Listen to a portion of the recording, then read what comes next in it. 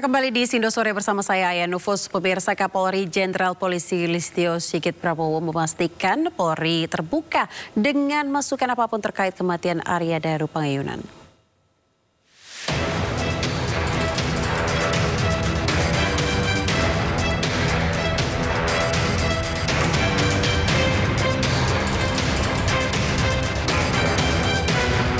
Sejumlah barang bukti yang disebut pihak keluarga Arya Daru Pangayunan bisa dijadikan tambahan materi penyelidikan.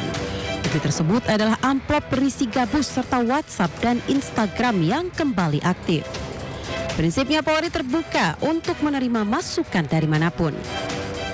Sebelumnya, keluarga almarhum diplomat muda mengungkap kejanggalan baru terkait ponsel dan akun media sosial almarhum yang sempat aktif setelah ia dinyatakan. Pemirsa, salah satu yang menjadi perhatian keluarga adalah kiriman amplop berwarna coklat berisi potongan styrofoam berbentuk bunga, hati, dan bintang. Kami hadirkan perbincangan eksklusif kakak ipar Arya Daru Pangayunan, Meta Ayu Tereskova, bersama dengan jurnalis Indonews Lukman Hanafi. Apa yang disembunyikan dari situ yang Mbak pernah ditanya, mungkin pernah diminta keterangan juga, tetapi faktanya tidak sampai ke publik oleh penyidik? Salah satunya tentang gabus, Mas, ya. Gabus? Iya, kiriman gabus itu. Jadi waktu itu kan tanggal 9 ya. Okay. 9 itu pemakamannya almarhum. Malam itu kan berarti malam tahlilan hari pertama. Itu sekitar jam 9 malam. Itu ada laki-laki itu yang memberikan amplop coklat itu ke ART kami, bilangnya untuk almarhum Pak Arya Daru, begitu. Kemudian dia nggak bilang dari pengirimnya siapa, kemudian disampaikan ke adik saya, dibuka. Memang nggak ada pengirimnya, Mas, tapi isinya kok menurut kita aneh gitu loh. Isinya hanya simbol, jadi itu terbuat dari gabus. Isinya itu adalah simbol bintang, kemudian simbol love, hati, dan simbol bunga, Mas. Itu kemudian ditutup dengan pakai amplop coklat, ditutup dengan stiker ya, stiker yang buat nama itu ada 2 itu, Mas. Jadi berarti sebetulnya, terus barang itu kemana? Diambil polisi atau disimpan? Sudah diserahkan ke pihak Polda. Sudah diserahkan. Ya, kiriman potongan styrofoam berbentuk bunga, hati, dan bintang dalam amplop coklat tidak bisa dianggap sebagai hal biasa. Pakar komunikasi Universitas Profesor Dr. Mustopo Beragama, pemirsa, M. Syaifullah ini menilai ada pesan khusus yang ingin disampaikan pengirim kepada keluarga. Itu setelah pemakaman, itu sebelum tahlilan ada dapat kiriman amplop coklat, terusnya di dalam ada styrofoam warna putih, terus ada gambar-gambarnya kira-kira seperti ini gambar lambangnya. Ini ada bunga, terus ini ada gambar hati ya. Di sini bintang nih, kamu lihat ya, kira-kira gini nih gambarnya. Ini bunga, hati sama bintang. Nah, Mas, ini kira-kira secara komunikasi bunga ini melambangkan apa? Baik, kalau lambang itu simbol atau sign itu dalam konteks komunikasi kita bisa pertama itu menempatkan sebagai teks namanya. Setiap simbol itu adalah teks. Teks itu bisa kita maknai secara konteksnya. Jadi artinya gambar bunga itu akan berarti berbeda kalau konteksnya beda. Misalnya saya kasih contoh gini ya. Ketika seseorang pria menyampaikan bunga kepada seorang wanita, itu maknanya akan berbeda sesuai konteks. Kalau wanita yang diberi bunga itu baru lulus dari ujian skripsi atau dari ujian SMA, maka artinya adalah ucapan selamat. Tapi konteks akan berbeda kalau dia memberikannya ketika makan malam. Berdua gitu. Makna atau simbol itu sesuai konteks. Itu catatan utama gitu. Nah, sekarang persoalannya konteksnya apa? Ini gitu, kan Mas Lukman. Dalam suasana berduka. Kan gitu kan. Satu, dalam suasana berduka, yang kedua almarhum ini meninggalnya itu kan waktu itu dengan kondisi kepala penuh lakban kan gitu ya. Memang waktu itu adalah belum ada statement apapun, hanya ditemukan meninggal, kondisi kepala dilakban gitu. Meskipun hari ini akhirnya banyak simpang siur penyebab meskipun kepolisian menyimpulkan bahwa untuk sementara tidak ada unsur pidana dan tidak melibatkan orang lain alias bunuh diri. Nah, dalam konteks ini dengan rangkaian seperti itu apa kira-kira ya maknanya? Nah, jadi ketika ini memaknai, saya tidak akan memaknai satu persatu ya. Jadi arti ketiganya ini ada bunga, ada lambang hati dan ada bintang.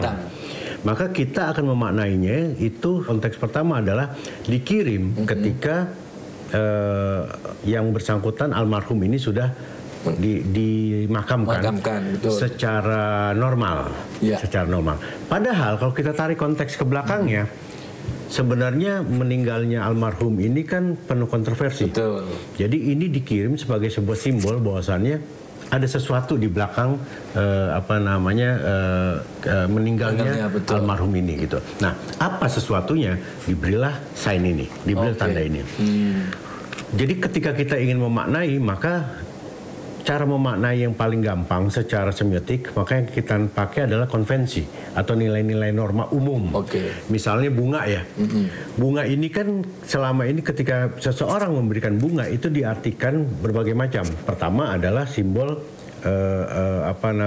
ucapan terima kasih, kasih sayang atau cinta gitu ya.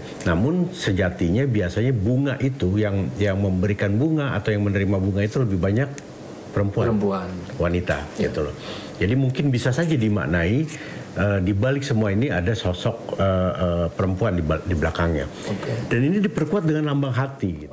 Tadi Mas Saiful berarti mengatakan bahwa kalau diruntut berarti dari awal ini ada dilakban, terus sampai ke sini si penjaga yang katanya penjaga kos itu membuka dan sebagainya sampai rutenya ternyata ada bunga dan sebagainya. Berarti itu sebenarnya saling terangkai. Saling terangkai, Pak.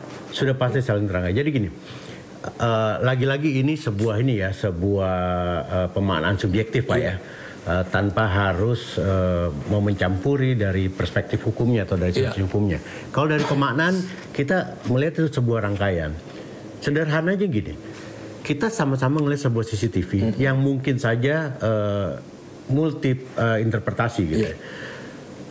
CCTV-nya multi interpretasi tapi mencurigakan misalnya. Itu beredar luas, kemudian mohon maaf almarhum datang ke rumah, ada sebuah statement bahwasannya almarhum ini dinyatakan meninggal bunuh diri Pak ya. Meninggal bunuh diri, keluarga terima langsung dimakamkan. Di hari pertama setelah dimakamkan keluar dapat ini. Itu sebagai sebuah penanda, come on, kalian nggak lihat apa? Gitu. Konteks dong, konteks. Ini bukan sekedar bunuh diri, ada sesuatu di dalamnya. Jadi saya menangkap itu yang ingin disampaikan oleh orang yang menggambar ini. Gitu.